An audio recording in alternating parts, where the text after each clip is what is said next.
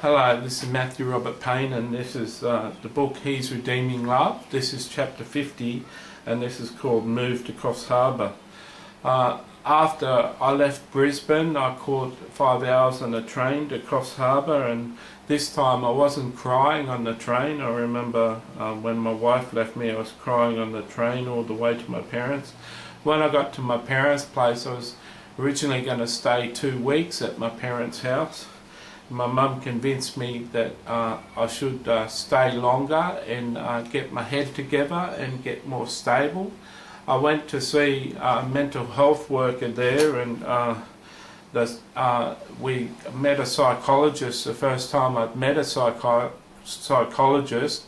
Normally I'd spent time with psychiatrists, and the psychologist spent some time interviewing me with my mum, and he asked me what happened in my initial breakdown and asked me to explain my feelings and what happened. And it was the first time in 20 years that I've had a mental illness that someone actually sat down and asked me what went wrong and how did I feel, and asked me about my feelings.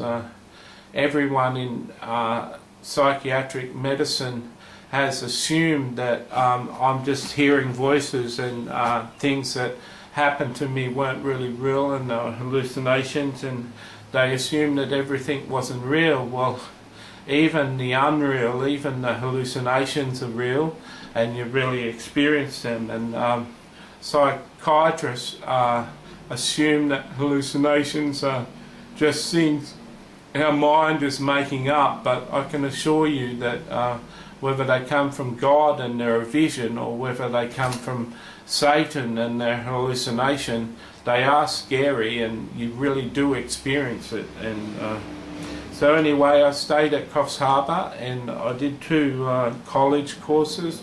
I did a course in office administration, and I did a course in to equip me to work in a call centre. I remember I went to Sydney and almost got a job in a call centre. I didn't get the job, but I almost got the job, and I tried to get the job and didn't succeed. I went through a lot of healing whilst I was in Coffs Harbour for that year. I stayed a year in Coffs Harbour, and a lot of healing was done to the relationship between my mother and me and my father, and my mother and father were glad to hear that their son was speaking normally for a change.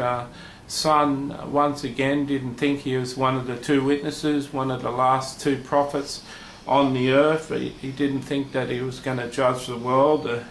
I'd temporarily given that idea up, and I was speaking in my right mind, and they were really happy that I was speaking in my right mind and that I seemed to be well. I'd gone quite a number of years off my medication, and now finally I was back on medication that was keeping me stable. I went for a Christian camp for a few days, a weekend I think, and it's called a Walk to Emmaus, and it's a special Christian camp, and I really got shown the love of God and the love of Christians, and I really remember that camp. It was beautiful. A part of that camp, this is a bit of a spoiler, so you can jump forward a minute if you're thinking of going on a Walk to Emmaus camp, so you can jump forward a minute. But at the camp, your sponsor, the person who arranges you to go on the camp, gets in contact with a whole lot of friends of yours, and has your friends and people that love you write you sincere letters from their heart about what they think of you. And I remember going out and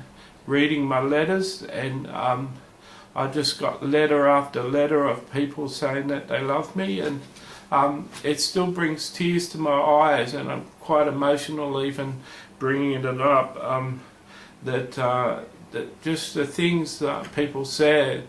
One of my Christian friends said that when they look at me, they see a transparent Christian, and they see a fair dinkum Christian, to use the Aussie language, a real Christian, someone who's real to their faith. And they said, my mother said that she's been watching me while I've been home, and I demonstrate the fruits of the Spirit really well, and I'm a pleasure to live with. And so those letters really mean a lot to me. I passed the courses. You need to pass in Australia to get through a course, and so you have to resit a subject if you don't pass the subject. And so I finished the courses and I passed the courses, and I have to say that I'm fortunate that they didn't have a minimum typing speed, because my typing in the admin course was I could type 18 words a minute when I didn't look at the keys, and when I looked at the keys I could do 25 words a minute. So I didn't see that there was any point in touch typing for me with hands that are shaky hands, and I just wasn't good at touch typing. So I finished the courses, and I spent a year healing my relationship with my mum and becoming stable.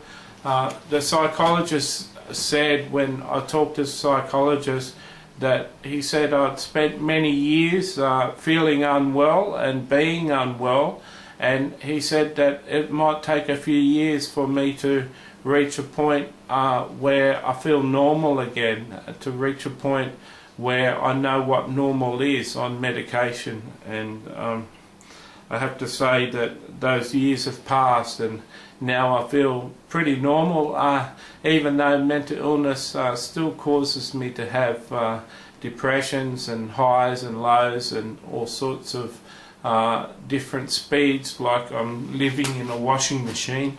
But my moods are a lot more stable, and I'm a lot more stable individual now today on medication than I was off my medication. So God bless. I'll see you in the next chapter.